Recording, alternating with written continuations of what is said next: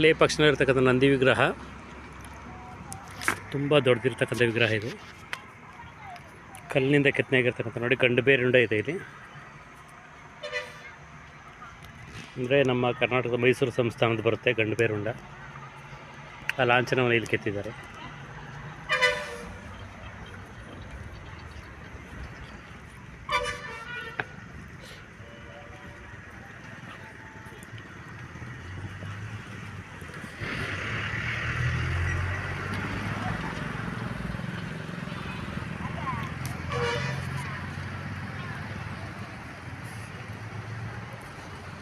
ನಂದಿಗೆ ಯಾವುದೇ ರೀತಿ ಮುಕ್ಕು ಅಥವಾ ವಿಗ್ರಹಕ್ಕೆ ತೊಂದರೆ ಆಗಿರ್ತಕ್ಕಂಥದ್ದು ಹಾಕಿಲ್ಲ. ಚೆನ್ನಾಗಿದೆ ನಂದಿ ಇಲ್ಲಿ ಈಗಲೂ ಸಹ.